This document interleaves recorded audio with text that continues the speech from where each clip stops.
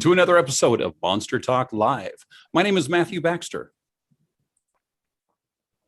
And she's Karen. I'm sorry. I'm Karen. I'm going last. Sorry. Okay. I'll go next. And I'm Blake Smith.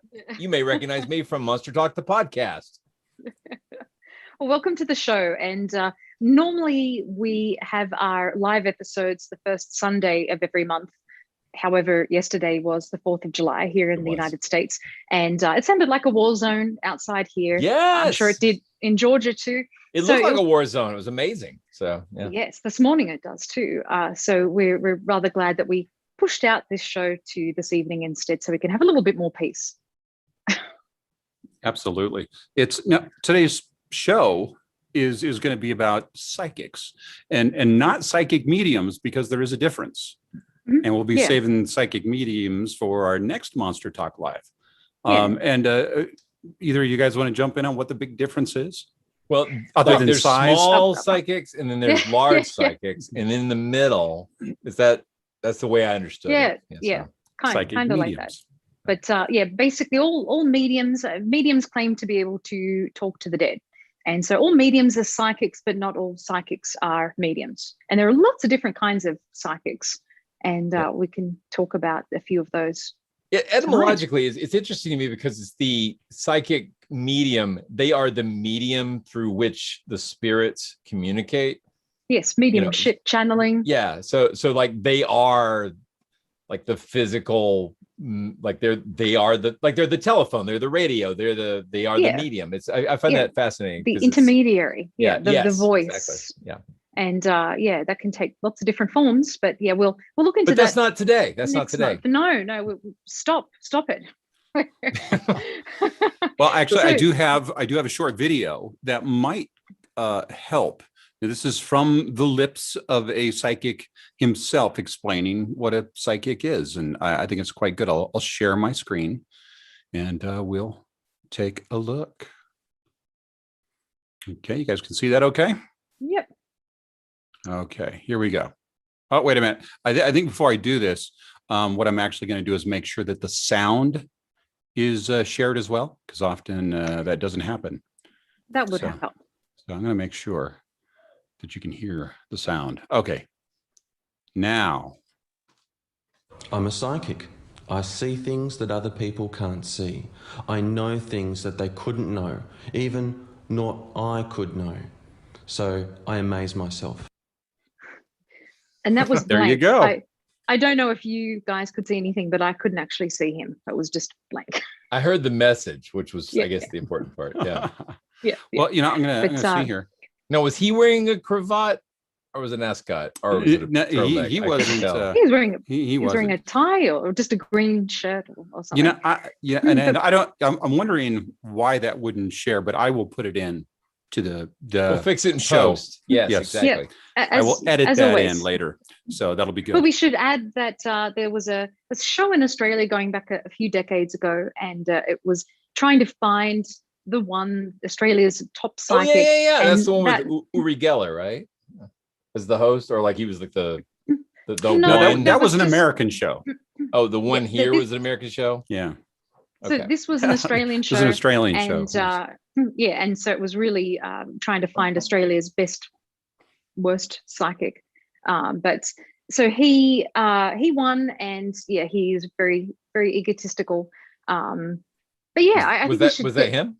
Yeah, that was the winner. That was him. Wow. Yeah, and I wish we could have seen him because he's so that was not parody. That was legit. What he that was legit. Yes. Wow. Yeah. Oh yeah, that wasn't comedy. No, I amazed myself. yeah.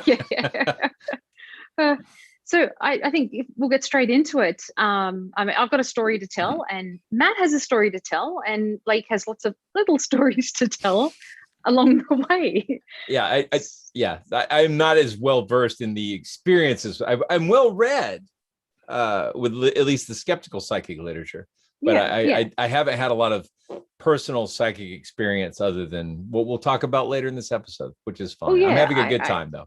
I think in many ways your focus has been on cryptozoology and monsters, and while that's been an interest of mine, and UFOs for you too, but I think psychics and ghosts have been often my favorite topics in skepticism. So I used to work with an organization called the Australian Skeptics. And so this is going back to the early 2000s, so almost 20 years ago. And I was doing investigations for them and writing up reports of my investigations. And a job came up on a website called career1.com.au, and it was for a psychic. And the advertisement said, ethical psychic network in the United States, as seen on TV, seeking psychics and tarot readers, pros only, to work from home for chat room, telephone, and email readings. So these were the days where I'm sure, I think you obviously had a similar thing, because we'll be talking about that too. But we had these things called 0055 numbers, and that was the prefix.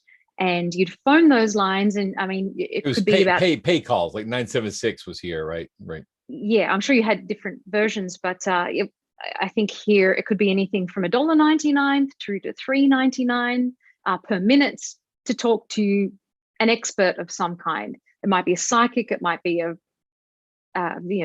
phone sex company or something like that. So or that both? was. I sense you're finishing. Maybe. But Yeah. In some cases, and I guess we'll get into that too. But since I was doing investigations, and I always like to kind of play a Matahari and throw myself into whether it's a religious group or a psychic organization to try and get on the ground and see what they're doing. And so I thought, well, as a skeptic, how long is it going to take for them to realize I'm a skeptic and I'm not a psychic, and to throw my application in the trash can? So the company, I found out, was called Absolutely Psychic. And I'm not sure if you've got that company here at all in the States. I mean, it seems like you've got a lot of different. No. Yeah, I'm not. But different it's been 20 companies. years too. So we had, obviously we had the Psychic Friends Network, which Yeah. Oh, and so I should say that, there were apparently at this time thousands of hotlines in Australia for psychics, which is big really, business. Yeah. So I'm hoping that this video is going to work, but we found a video of Australia's top psychic at the time. His name was Simon Turnbull. He died in about 2014. And he was the president of the Australian Psychics Organization or Association. So here's a video. See this? I used to see this. This is fantastic. Wow. I used to see this crap at kind of midnight in Australia on the TV. So let's play this. It's funny. This man is psychic. He is connected to Tsar Nicholas II and Rasputin. He is president of the Australian Psychics Association. Over the last 30 years, he has done readings for Dionne Warwick, George Harrison, Ita Buttrose, and more. He is amazing. He is truly psychic. He predicted lottery winnings, even contacted spirits. Who is this man?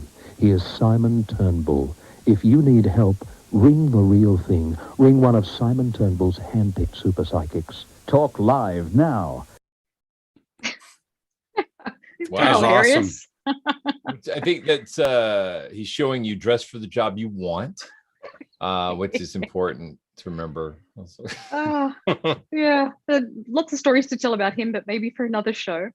But suffice to say that Absolutely Psychic was an American company that wanted a foothold in Australia when you had all of these other competing companies too. So it was also not as successful as Absolutely Fabulous, right? But still a good show. I keep thinking Could have of that crossed show over too. Yeah, maybe. So the advertisement went on to say, Absolutely Psychic standards are extremely high. Our clients immediately notice that all of our readers are carefully handpicked. We are very picky and we're proud of it. Unfortunately, 94.3% of applications are turned away. Ask around. We're not kidding. So that was the ad.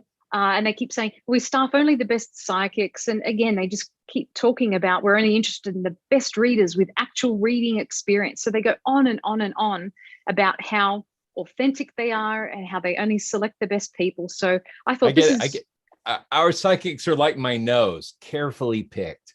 Yeah. Just like that.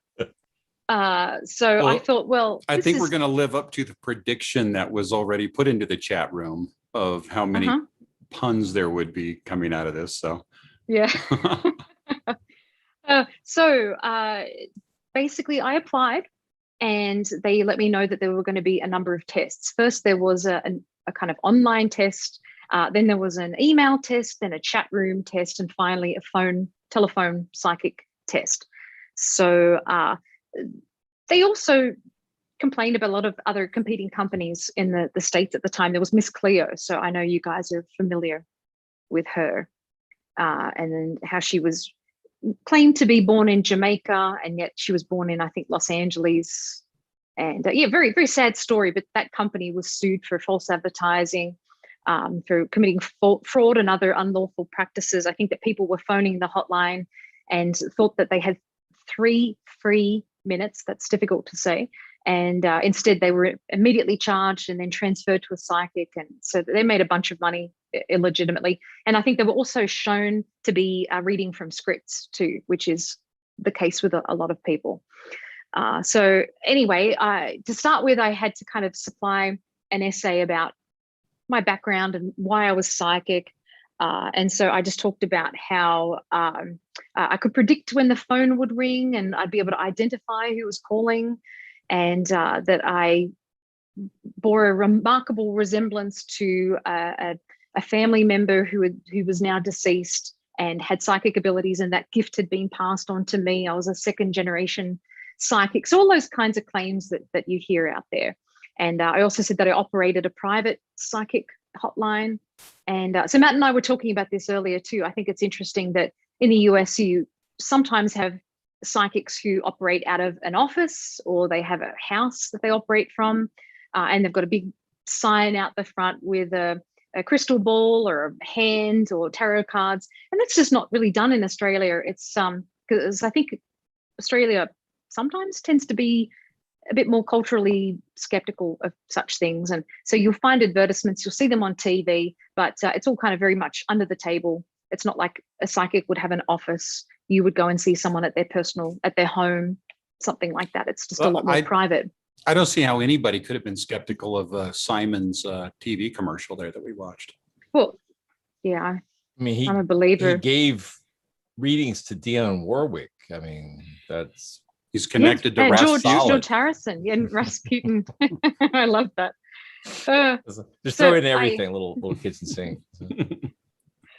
So I claimed that my accuracy, they said, what is your, as a percentage, what's your accuracy? So I said 96%. I thought that kind of fit in with their that's very accurate figures and statistics. Very accurate. Yeah. I mean, I don't know how you judge something like that, but they apparently bought it up to that point. As long as you ignore the misses, and watch for the hits, I think you can get that high. Absolutely. Absolutely. So I proceeded to the next level after I passed that first test. And this was an email test of my psychic abilities. And so they sent me two just really brief bios of 2 people.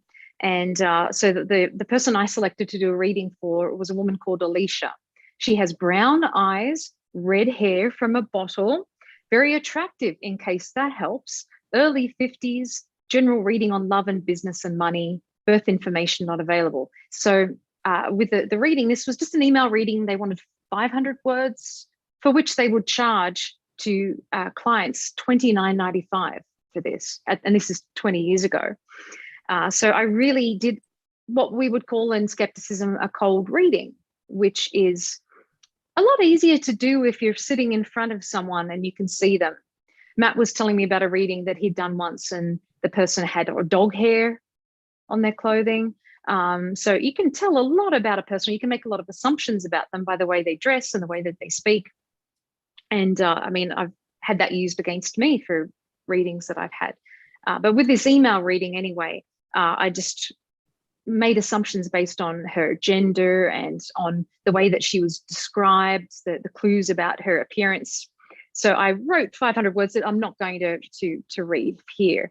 But I talked about things like, you take great care of your appearance and other people notice that about you. And I'm seeing now that all of my notes are all over the place. Talk amongst yourselves. How could you have foreseen this? Well, I didn't, and that's why I'm not psychic.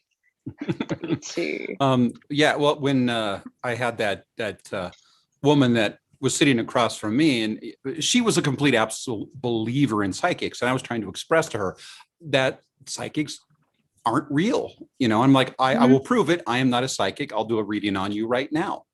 And I noticed the wedding ring. I noticed the dog hair. She also had a sort of a Western wear thing. She had mud on her boots.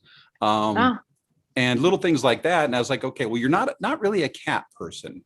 You're definitely more of a dog person. I mean, I was just really being obvious, I thought, and your husband is right there with you. He agrees completely. You put in a hard day's work and you like horses. And she was like, you are psychic. You were lying. You are psychic. And my attempt to convince her psychics weren't real just went down the toilet immediately from that. So well, add to that too, that you had someone who wanted to believe. Yes. I think if you have someone, over the years, we've certainly done cold readings for people. If you're dealing with skeptics, they are very difficult to do cold readings on because they know the tricks and techniques and they won't have any of it. But if you're dealing with someone who wants to see a psychic and believes in psychics, then they're really going to pay attention to those hits and not the misses. So to go back to the story and to talk about cold reading too, this reading that I did, I kind of focused on factors like love and friendship and health and finances. And in doing some reading too, it discovered that about 90% of psychic readings are about love and relationships and romance. That's what people, predominantly female clients as well, want to talk about and hear about. So psychics are basically like pop songs. Yes. I mean, the same kind of concepts, the same topics. Yeah. Yes. Yeah. I guess. Yeah. In fact, there was Western. There was a gentleman that had put out a TV show a while ago. I can't remember his name, but he did a bunch of psychic readings based on only reading pop song lyrics to the people. And they fell for it 100%. Fantastic. And that's really great. I mean, we wanted to talk about the Forer effect during this show too. And that was a study going back to the 1940s that was performed by a psychologist with his students. And he basically gave them all personality tests and then asked them to rate the accuracy of those tests on a scale of, I think, 0 to 5. And they all, I think, mostly rated these personality tests as being extremely accurate. And then he later revealed that they'd been plucked from, I think, a astrology almanac. Yeah, from a horoscope. Something like that. Yeah, from horoscopes. So, I mean, the Forer effect, it's, what's the other term for it? The Barnum effect. Yep. Yeah.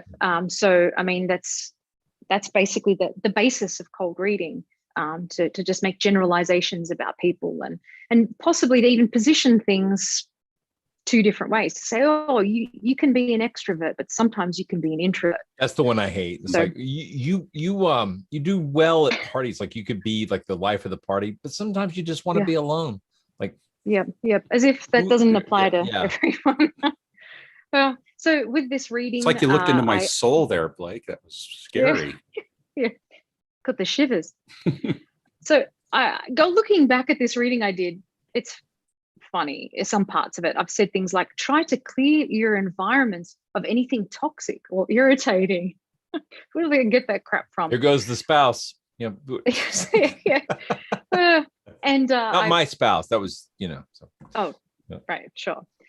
So I've said things like, you try to be responsible in your spending, but you like to splash out occasionally and treat yourself. Again, who doesn't like to do that?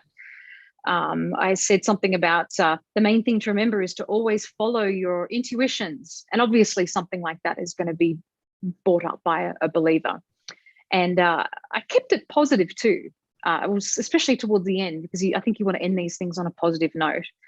And I submitted that reading and I passed the test. So I went through to the next round, and that was going to be a chat room reading this time. So I thought, well, that's a little bit more scary because it is live. And again, I'm not getting any kind of social cues. I don't know what this person looks like. I don't know anything about them. I'm really just having to really rely on a cold reading in this regard. And I guess that we should differentiate cold readings at this point too from hot readings. And so hot readings is basically cheating. So yeah, we were talking about this just a little bit earlier. And, you know, it sometimes it can feel like a fine line when you're talking cold reading.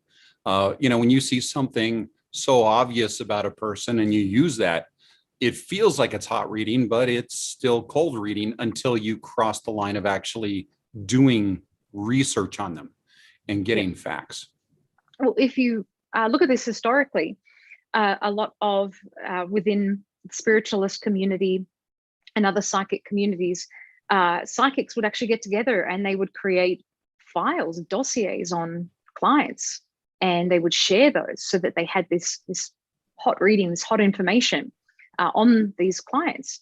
And so nowadays, obviously, this is facilitated through the internet. You can look someone up and you can find out anything about them via Facebook and Instagram and Twitter. So if you make an appointment with a psychic, that gives them some time to do a hot reading and to read up on you and be able to just pass back information to you that they've read on you. So that's really the difference between a hot reading and a cold reading. I think there's a lot of skill to a cold reading, to a convincing cold reading as well. With this chat room reading, it was more of the same thing. I just made a lot of generalizations, talked about relationships. It was quite lengthy, this article that I wrote, but I started by saying that I wanted to meditate briefly to tune into my client. And I came up with this angel guide character I had, who was the bastard son of Henry VIII. And I can't believe this BS I came up with at the time. But I mean, it was good fun. But the whole time I thought, they're going to find me out. I mean, come on, these people are They're psychics. You know, I mean, I was a lot younger and I had more of an open mind when it comes to psychics. I hadn't experienced all the things that I have, you know, post this, which you know, give you a bigger picture of the claims. But so anyway, I did this reading and just talked about relationships. I said something like, either you're already in a relationship or you will be soon. So again, that's like cold reading. You kind of you know, offering both sides of the coin. You know, you're either in a relationship or you will be. I mean, obviously that's pretty much the case for most people. And certainly when you're dealing with this crowd, there are often people in a relationship or looking to find a relationship. So you really can't go wrong with making those kinds of umbrella statements. So yeah, it was a long reading, but I passed that test. So again, I'm like, what the hell's going on here? How come they're not able to see that I'm a skeptic? How come they're not getting that? Maybe you actually were psychic. And that is a point that I'm sure believers would raise. And you've actually had that asked of you too. Well, I mean, you could at least be as psychic as the other psychics. So the bar is right there, right? So yep. Yeah, and I think that's more along the lines of Matt's story. But anyway, so I proceeded to the final test, and that was a telephone psychic reading. And I thought it was hilarious because the woman who was due to call me had phoned the wrong number by mistake. Right. As you knew she would, right? Unforeseen circumstances, yeah.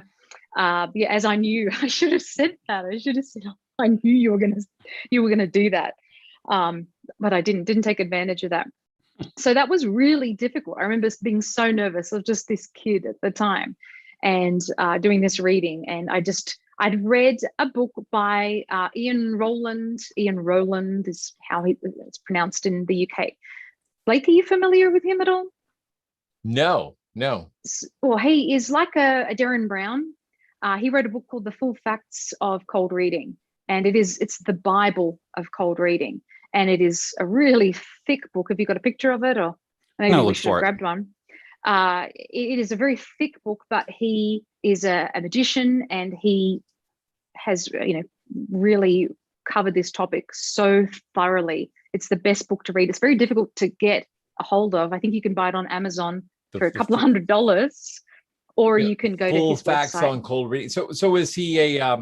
He's a magician. He says it's not real, but he's giving mentalist. you all the skinny on how to do it. Is that the idea? He is, yeah, just based on his experience. And I mean, it's just such a good book. And I mean, it's funny because this falls into kind of like a lot of what Sherlock Holmes does in the stories, right? absolutely, It's the the looking at the detective work. person. Yeah, it's a lot of detective work and inference sort of thing. So it's really interesting. Absolutely. There's a there it picture is. of the cover, and it's just maybe about 20 something years old, but it is really comprehensive, as it says there. And you can get it from his website. So if you're interested in this, definitely go and check that out, because he is the dude when it comes to cold reading. So I read his book and then did this phone reading. And again, I just kind of talked about generalizations. And if you want to go and read this article of mine, it dates back to an issue of The Skeptic, but that's the Australian version. And it's the autumn issue 2005. That was when it was published. It was published over 2 issues, and you can go and read all the information here that I've got. But I just did a cold reading. And anyway, so the woman I was speaking with, finished the conversation. She said, look, I've heard as much as I need to, thanks. And I thought, oh, I've blown it. She has intuited somehow that I am a skeptic, and that, I'm trying to pull the wool over her eyes. I've blown it at this point. And it was, I think, the next morning I woke up, checked my emails, and I received an email that said, thank you for taking the time to apply and test out for our network. We've purposely constructed this email because we're very busy with a million duties to keep business flowing. So it sounded like a rejection to me at that point. But then it finished with, we would like to offer you an independently contracted psychic job with APN. So I did it. Skeptic gets a job as a psychic. And then they finished with, congratulations, only 1% of applicants are offered contracting. Wow. So that amount was getting smaller and smaller. And I went to their website at the time too, and they claimed that back in 2002, that they had 74 applicants. They did 43 tests and only selected 4 people. And then in the next month, or the end of the year, they had 41 applicants. They tested 23 people and only selected 2. So I think that there's probably more of a revolving door with this kind of thing that they're saying, but they're certainly giving that illusion that because that's not 99% if my math's right. Like... no, don't even try to figure out these stats. They're crap. But anyway, it was just interesting at that point when they offered me that contract to see more information about their processes. And I mean, they claimed that they never use scripts or anything like that. But again, that was around the time of Miss Cleo having that bad rap. But the pay was just terrible. I mean, they were getting $4 a minute and offering 23 cents per minute to the reader. Oh, really? So that's wow. Not very much at all. And, the average call I calculated would be about $45 Australian. Yeah. So, yeah. So that I did not accept the job. Instead, I wrote to them and said, look, I was conducting this investigation, and here's what I did. What do you have to say? And that was just radio silence, nothing. But that was just a very fun investigation that I did so long ago. And it was just really gratifying, but not at all surprising, really, when I reflect on it, that a psychic should get a job as a skeptic should get a job as a psychic, and despite all of their statistics and everything. So yeah, and Matt is going to continue from here, and his story is similar but different. Well, before we leave your story, I really want to try to play that clip again of the psychic describing himself, just because it's too good. It's just too damn Get the good. picture this time, because it's that's perfect. what I'm hoping that you guys, can you see that? Yes. I'm a psychic. I see things that other people can't see. I know things that they couldn't know, even not I could know. So I amaze myself. Oh, I adore that so much. I believe that last sentence. Yeah. Amaze myself. Yeah. So yeah, you might say that's a good definition for a psychic, but in Australia, I'd say it's a good definition for a wanker, which is someone who's up themselves. That's one definition of winker. Now, but isn't it interesting that was like around the time that I was doing this, Matt, in the US, you were doing something very similar? Yeah, it was probably a little bit before you were doing it, but I think we were probably close to the same age. I'm gonna be right back, guys. You keep going. I'll be right back. I'm just stepping away the camera for a minute. Okay. Let's talk about Blake. So yeah, Blake has to go take a poop right now. So we'll see how that goes. That's a psychic message. He was totally giving me poop vibes, and I'm pretty sure that's what's happening right now. That's what he does. Yeah.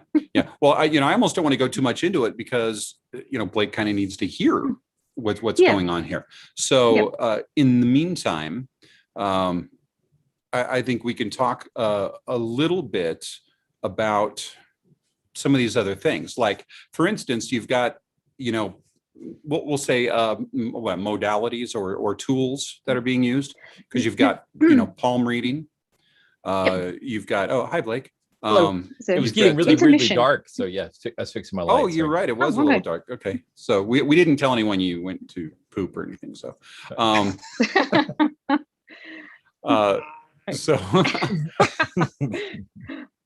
my prediction has come true. But yeah, do we have? You're right.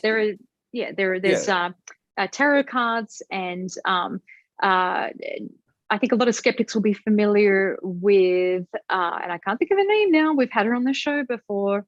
Our friend Lynn Kelly. Yes, Lynn Kelly, and she actually worked with Ian Rowland, and she devised a system of divination, and I think it was called taromancy, which is funny that I can remember that, but not her name. And so it was like using a kind of pickup sticks or something. And she would be able to, like tarot cards or palm reading or some other method, could tell the future on the basis of the way that these sticks would fall. And it's kind of like throwing bones. That was exactly. I mean, it goes to show whether it's rune stones or bones, shells, you can use absolutely anything as a system of divination. Well, in one of the episodes of Ask a Paranormal Investigator, I talk about psychometry, which was one that Karen and I visited a psychometrist together. And that was a very interesting one, because basically you bring them an object for them to hold in their little hands and get some vibrations from, and then they tell you all about it, all about yourself. And apparently what the psychometrist got from the costume, jewelry, earrings that Karen brought were that Karen and I were actually brother and sister, even though we sound identical. We sound, like twins. Yeah. And that I might That's be available. Nasty. So she started hitting on me in the middle of the session. So it was a very strange session, but needless to say, she was pretty much incorrect on everything. So maybe psychometry is not a good way to go for tools. But tarot cards, I think, were the most popular one that I saw when I was doing it. But and that's how I started off. I started off doing tarot cards. Now, what happened with me, Karen had this ad that was really hardcore that she read, only the best get through and everything. And the ad that I saw was in a local local newspaper, and it just said "gift of the gab," which I think that's closer to the truth. And I think as skeptics, I've discussed this with so many skeptics, and we talk about, it's just really a matter of having a plausible manner and a gift of the gab and some common sense and understanding the human condition and a bit of psychology. So this is funny that, as you say, for me, it was, we only take very best true psychics. And for you, they were a bit more open and honest. Yeah. Well, that was the funny thing, is I think the owners of this company, they sold their services to the Psychic Friends Network. So I was part of the Psychic Friends Network, but everybody that answered that ad believed they were psychics. But the owners of that business apparently didn't believe in psychics. So that was kind of an interesting, I don't want to say twist, but kind of an interesting thing that including myself, I thought at that point, I was a kid, but I thought I was a psychic because I would drive down the road and I'd be like, oh, there's a cop up on that corner. And we'd get up there and sure enough, there's a police car sitting there. So little things like that just built my confidence when actually it was just, that's where the cop always would sit. You know, it was those kind of things that, you know. This is like drawing Tippy. Yes. It's like everybody's an artist. Oh yeah, it was like a little ad thing they would have where it'd be like you could draw a pirate or you could draw a little turtle guy, and if you send in your drawing, they would tell you whether you were like if you had the skills to become an artist. Yeah. So basically, could you take their art class? Basically, it was please take our art classes. If you're willing to draw this, we know that you're interested in learning the skills and we'll pay the money. Yes. Whether or not, I always wanted to draw something completely crap and send that to them just to see if they would say, you've got what it takes, young man. But that's what the psychic people said. And they hired me very quickly. So how did they hire you? Did they make you do a test or something? They talked to me on the phone for a few minutes. Okay. That was about it. Yeah. So I came in. Got a nice voice. Well, and that was the thing, you know, at the time I was using my voice a lot in my job. I worked in the seafood department of a grocery store. So I would get on the intercom and go, you know, hey, city market shoppers, come on back to the seafood department just for the halibut, you know, that kind of stuff. Nice. And I totally see you doing that. Yep. Yeah. Yeah. So I was, you know, and I was working the puns and everything. And it worked, you know, people would come back and they thought it was pre-recorded, you know, just because I kind of have an announcer voice. So it only took me a few minutes of talking on this short interview. They were like, yep, you're good. You got the gift of the gab. Yes. You know how to BS. So I went in and actually worked in an office. There was about 10 of us in there that all believed we were psychic. And a lot of them did tarot card readings, and that's how I started out, but I just couldn't do it fast enough. You were terrible. I was terrible. Yes. I'm going to try to keep what are they saying you in and the see chat how well room? you can do here, Blake. Going on in the chat room. Yeah, Blake will have to let us know on that one, how the chat room's going. So far, so good. Keeping an eye on it. I am keeping an eye on it. Yep. Okay. Complaints about the puns. Not yet. But here's the interesting thing is even though I think we all believed we were psychic in there, but we all also had a bit of imposter syndrome. We were all very concerned about, you know, do I really? You know, because sometimes those, you know, when you miss, it can kind of hang on you for a few minutes unless you start to feel like the deck's stacked against you. Yeah. Yeah. There we go. Which is why I stopped using tarot cards. Now I did create my own divination method, and I was playing a role-playing game at that time called Werewolf the Apocalypse. Nice. And White Wolf action. White Wolf, yes. So, you know, you've got these 10-sided dice. Yep. I would, you know, take a bunch of them, and what I would do is when someone would call and ask a question. What was your character? I need to know. What were you a werewolf? I was a werewolf, yes. Okay, yeah. And oh boy, we could get into a on the next Monster Talk Live. We're going to talk. They got Werewolf the Apocalypse and Wraith the Oblivion and Vampire the Masquerade. It's like blank the blank. Like they've got this whole thing. You know, they're Atlanta. They're Atlanta company. So are they? Yeah. I loved that whole series. I did. I played several. I played Mage, Vampire, and Werewolf. Mage the Ascension. Yeah. So it's blank the blank. Yes. And they were great. So, you know, these I had a ton of. So I would take them, and what I would do is they'd ask me a question, and I would think to myself, okay, you know, most of the time it was kind of a yes or no type of thing with a little bit of extra information. So what I would do is in one hand, I would take a certain number of dice that I thought, if it was a yes, I would put a certain number of dice over here, and then a certain number up in the no hand. And I would base it on whether or not I thought it was going to be a yes or no. Because if I thought it was going to be a no, I might put an extra few dice in the no hand. And then I would roll one of them, and I would look at how the numbers fell. And if they got more high numbers than low numbers, then I would take out the low numbers and just leave the high numbers. And then I would throw the other hand. And depending on what they had there, it would give me kind of a balance on whether or not they were actually going to get it. And then I could kind of make up some details.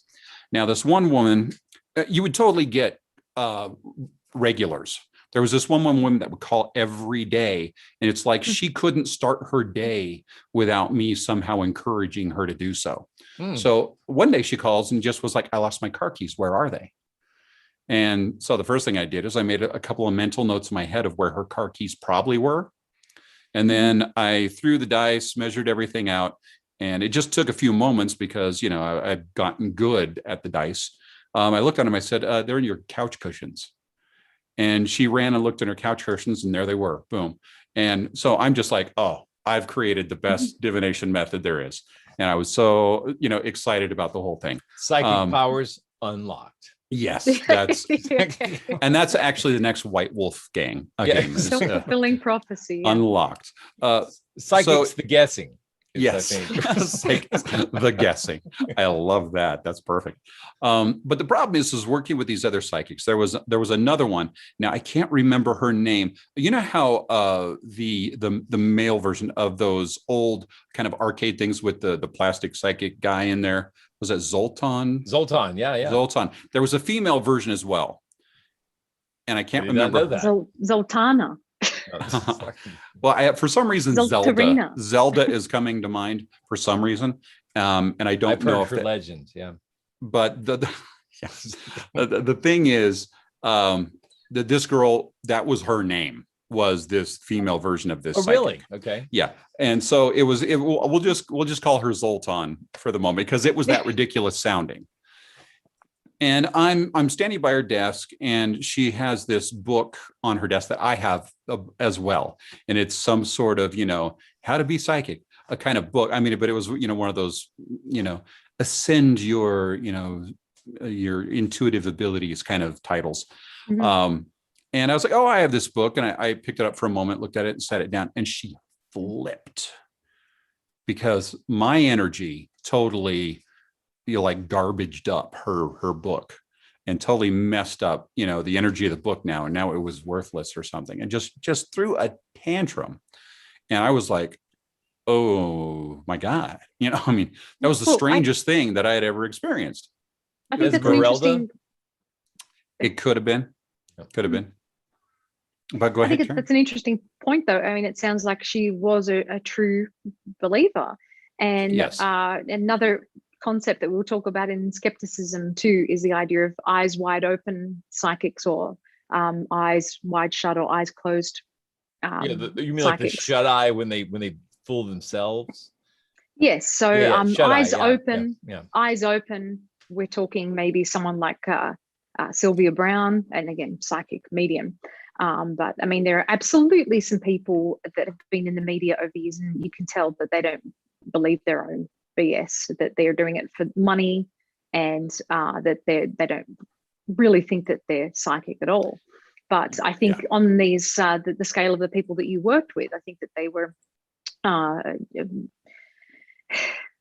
true believers, and eyes closed, that they just didn't want to. I mean, they just truly believed in their claims, and not disingenuous like other psychics.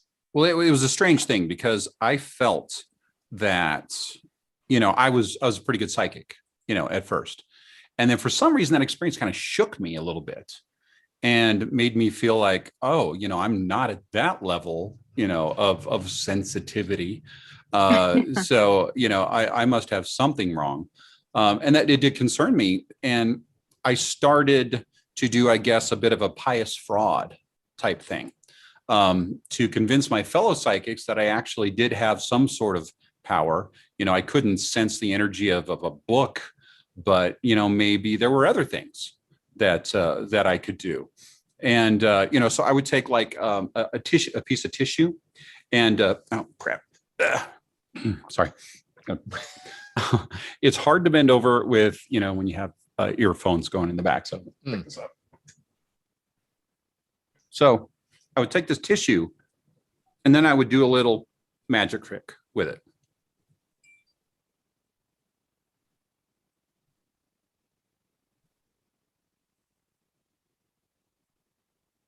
But I tried to be as subtle as possible. The thing is just little movements would freak them out, you know, and make, you know, there was this old guy, we kind of just nicknamed him the Wizard. Some old gray hair guy that, you know, and he would always, you know, act like he had all this wisdom, and he was watching me and he'd be looking at everybody else going, no, that's real power. That's real power right there. So, you know, and I was like, Kleenex machina. yeah, Well, that reminds me I of, can move a Kleenex with my mind, therefore. that reminds me of James. I can't remember his last name, but he had, I think, appeared on Randy's show, or maybe the two of them had appeared on a TV show, and that he had tricks where he was moving a pencil and moving pages of Hydrick. James Hydrick. Yeah, I think he turned out to be another one of those Pedophiles. Yeah, basically, yeah. And not psychic. Yeah, you didn't see that coming. Kleenex moving, though, you think it's magic, but it's not. Yes, that's a good one.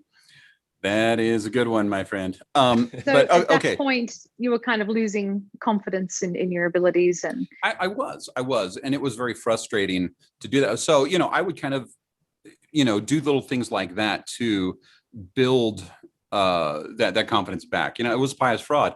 Like I said, with all of us kind of having that imposter syndrome, you know, it was difficult. But there were a couple of days where the owners didn't show up. They had an office kind of in the middle of the room. It was like one big room with one office with a locked door in the middle. Now, and they would usually be sitting in there during the day, and that was you know, they'd come out and we'd talk and everything. They stopped showing up, you know, so we'd get in there, we'd be doing our work and everything, and they didn't show up. So everybody's kind of, you know, what's going on? And I'm thinking, well, where's the psychics here? You know, aren't we supposed to know what's going on? Yeah, well, we shouldn't kind of know what's going on. I'm predicting financial unrest for all of us. Well, the thing is I got there early one day, and I noticed that the door opened out. And if the door opens out, that means that you have access to the hinges. So I went ahead and I popped the three hinges, the bolt out of the hinges, took the door off, went in, and saw that they were going out of business. Well, hang on a second. Couldn't you have used remote viewing or something? Well, I had to confirm it, is the thing, is I couldn't just, you know, remote view. You know, now, I do have right. Yeah. Now the thing is I have done remote viewing. And in fact, Karen, you assisted on this remote viewing that we had to do at TAM. So we might want to talk about that at some point. For another the $1 million challenge. But anyway, the thing is they were going out of business, and so I put the door back on and everything. And then when everybody got there for the day, I was like, they're going out of business, you know. So I don't even know if we're going to get paid, because at that point, I think the checks were a couple of weeks behind and everything. We hadn't gotten paid. And I'm like, so, you know, I'm like, you know, of course I positioned it as a, you know, I'm psychic. And then it turns out the next time we tried to come in, everything was locked and they had taken all the money and were gone. So there was a bunch of psychics standing there that should have known better. But sad story. Yeah, so sad. But you know, all in all, it really started making me think, you know, maybe I'm not psychic, you know, maybe it's not true. And it's interesting because when you actually think you are, there's no fear with what you come out and say. You just get right into it and there's no problem. Now, several years later, Karen and I actually did an experiment where we went to a metaphysical bookstore where they had some psychics, and I went in to read the psychics. I told them, yes, I'm trying to get some footage because I'm going to be on the show, and I'd like to be able to promote you guys. So do you mind if I sit down and do a reading on you? And it was an interesting thing. I'll show you the video so you can kind of see just a short snippet of it.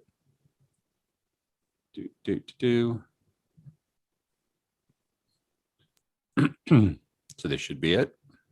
So in terms of this location, it's really interesting. When I came downstairs, it was really easy. I got several different impressions very quickly. One is that at one time there was a lot of children, well, not a lot, but there were children down here and a lot of laughter. Like this was a play area. And I certainly got that feeling. It was very, very uplifting to come walking into. Yeah, absolutely. We used to have a huge children's circle that met down here every Saturday, and it was fun. Oh my goodness, there'd be 30 or 40 little kids down here, and it was a ball. You know, they've since disbanded. Things grow. Did you go to a salon and have an unfortunate experience? With my brother, or? No, not necessarily. Yeah, I did. I was having a facial, and they dripped glycolic acid in my eye. Okay. That's never good. So it was one of those interesting things where I went in and I did this, cold reading on these psychics, and they fell for it completely. Thought I was amazing and gave really positive feedback on it. Now I did 2 different readings on her. I did a straight psychic reading, and then on another guy, I did a psychic medium reading. So we can see a little bit of that on the next one. But I have to say, going into that, knowing that I was not psychic and that they thought they were, I was terrified. I was literally terrified to go in and do that. And I was very uncomfortable doing it. Yeah. But I managed it, just followed the rules and fooled the psychics. But as you say, there's a confidence and a kind of naivety if you believe in yourself. And even if someone says that you're wrong, then you can just reposition things and say, well, I'm not wrong. You're just, you need to go away and think about this. Think about it. I am right. Or a person will naturally go away and push it to make it fair. And rationalize. Yeah. And that is a beautiful way of doing things. And actually, I haven't had to do that very often, but every once in a while, they'll say, oh, no, that doesn't make sense. And it's like, well, it will. It may not make sense right now, but it will make sense after you think about it, and it'll all fall together for you. And and that's used a lot in psychic mediumship too. And again, we'll talk about that definitely next week, next month. So now we have all kinds of time for Blake to tell us all about all of the psychic reading he's done. So I've only had like limited experience with psychics in that, like I've had like, friends who wanted to read tea leaves and, going to Renaissance festivals and having tarot readings there, but those are, I think, at least in those public venues, largely entertainment. Like it's pretty clear they're not that serious. They don't take it very seriously. Can I show a quick video of you doing a reading? Sure, go for it. Because I've got a video of you doing. If you have a clip, go to it. You're probably going to surprise me here. So it was an amazing experience for all of us. Now, before I start this, what was going on is there were several of us, and I want you guys to take a moment that are watching to see how many skeptics you spot in this short clip.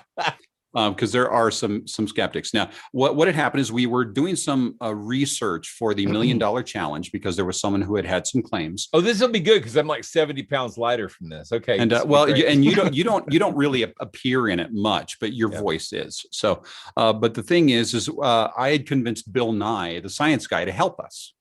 So this is just a clip from that. So in general, looking at the edge here, this meniscus looks like it goes down. Yeah, that's what we noticed. So you actually have a concave. Right, so if you put it in the middle, it's like rolling off the top of a hill. Very skeptical of that. So when you stir the tea, you might expect the tea leaves, let me clear a few out. You might expect the tea leaves to get thrown to the outside by centripetal acceleration reacting with centrifugal force, fictitious force in an inertial frame, but in a non-inertial frame. Okay. Yeah. So we spin it. And they actually go in. They go into the middle. They go in the middle, right. See them in the middle? Yes. Yeah. Tornado effect there. Because the fluid's being slung to the outside, and the pressure then on the outside is higher.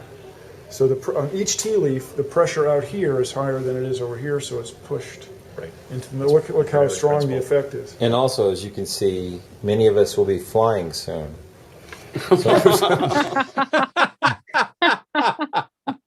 I'd forgotten that. I totally forgot about that. I was actually, one of the strangest experiences I had with the psychic is I used to work at Rich's, which was kind of like Macy's, a retail store. And I worked in the shoe department back in the stock area, but they Bundy. They used to have this this policy that you could buy shoes there and return them no matter what. And they would return the shoes. Like, it didn't really matter if it'd been like a year, 5 years, it didn't really matter. And we had a local psychic who would tell people that their shoes were cursed, and that if they would leave the shoes with her, she would clear the curse. And then she would take the shoes to Riches and return them, no matter how crappy they were, and like get a new pair of shoes for those old trade-ins. And it's like, it was this weird shoe scam that this psychic I thought you were going to had. say, it was saying like a foot fetish or shoe fetish or something. No. She had that. I mean, she would tell people, she had like always had like cars for sale out front. Like, she would like get people to trade in their car. Like, she was something. So I don't know. She was shoe psychics and snake psychics, handlers. yeah. You I mean, live in the a shoes weird make area. sense because they're tied to your souls, right? So that's but no, but otherwise, I mean, like, we've got like, most of my experiences with psychics have just been this sort of generic, boring, just say general stuff, like nothing really spectacular. I've had more experiences with the sort of medium type things, and we'll talk about that later. And then I thought I had a coworker who I was telling him about cold reading and hot reading, and he didn't really believe me. And I said, well, let me just, as an example, I was like, I shouldn't say this as a skeptic, but I am mildly psychic myself. And I mean, like for example, while we've been talking about this, I've gotten this impression that you've been having a conflict. I can't tell if it was with a neighbor or a relative, but very soon this is going to come to a resolution. I think it's going to be positive in your favor. And this is so you probably know what I'm talking about, but this is going to be resolved in your favor, and it's going to be quite clear. And he was like, whoa, tell me more. And I'm like, no, I'm making this up. This is the whole point. I immediately rolled into, whoa, I know exactly what you're talking about, because I was being vague, and everybody has conflict with somebody, it was just off the top of my head, but it was very compelling to him, that idea. And I think a good narrative and a little bit of compassion and empathy, and you can really make really make a connection with people. But is there anything to it? Is it actually a power, or is it you just being kind of guessing and trying to be nice, or just ripping people off for their money? I don't know. There's maybe a power in a social way, again, like the gift of the gab. But charisma goes a long way in this field. So absolutely. And that's why I think Matt has been so good with his attempts at doing this kind of thing. But I mean, I've seen so many psychics over the years, and I know Matt has too. I think I've seen more psychics than believers, just in the quest to learn more about psychic claims. Now that COVID's over, or feels like it's on the run, maybe they used to have an annual psychic fair a little bit north of me. I've been interested in going, but they canceled it last year, which was great. Good for them. And I think maybe if they redo that again, I'd like to go check that out. So they're fun. Karen and I have gone to multiple ones. They are. If nothing else, I can reload my incense. That's important. So Well, we thought it'd be fun to set up a little stall and do cold readings, and not make any claims about being psychic, but just perform cold readings. Put up a sign that says "cold readings" here. And I think it would be great, because so many people have no idea what that means. In the summertime in Georgia, you could sell that. I'm sure of it. Yes. I would like our AC is out right now. We would take any kind of cold reading right now. So I think we're coming to the end of the show now. Hey, someone in the chat room is talking about Lilydale. That's interesting. Yeah. Yeah. The Spiritualism Center in is that in New York? Yeah. New York, that one. Yeah. There's one in Florida too. It's also sort of founded. That is, I can't short, interesting story about Lilydale. When I was doing, I'd spent, and we'll talk about this more next month as well, but I had spent several years doing theatrical seances. And one of the tables that I got to use was one of the original seance tables from Lilydale when they first started. And actually, Susan B. Anthony herself had actually gotten a reading from that table. So that was a pretty cool little piece of history connection that I got to be It's a part kind of. of a and it was flagship fun. table. That's great. Yeah. So Yes. that's- Yes. Ah, But, and on anyway. that note, thank you everyone for joining us. And so we'll be holding our next Monster Talk Live the first Sunday of, gosh, we're up to August already. Yes. And we're going to be talking about psychic mediums next time. We've got a lot of fun So stuff to talk about on that one. We'll absolutely. be releasing the Based on a True Story about Poltergeist here in the next few days. And then the next one we're going to be doing is going to be the Texas Chainsaw Massacre. Yes. Yeah. We're- We're all going to Could be make everyone into recording amateur that soon. gynecologists. That's right. So That sounds awesome. So yeah, thank you for joining us. And again, we always mention Patreon for our Patreon supporters. We really appreciate that support. And we put a lot of effort into this show. We've got so many different things that we're doing at the moment. Monster Talk, the regular podcast shows, Monster Talk Live, Based on a True Story, and Matt's series, Ask a Paranormal Investigator on YouTube. So if you do appreciate the work that we do and you can help out, we really do appreciate anything, any kind of support. And we have put out a lot of different kinds of videos on this channel. And up to this point, none of them are monetized. So the money that we receive from Patreon is the only money that is received. That is true. So do want you guys to know that. And we really, really appreciate it. So Very it's much keeping so. us going. yes, Yeah. absolutely. So we got a lot of good stuff in the can. I'm working on getting it edited. I've just started a new job, so thank you for your patience. But we've got a lot of good stuff coming. So We do. stay tuned. Okay. Fantastic. All right. Good night or good night, morning, everyone. wherever you are. See you next time. See ya.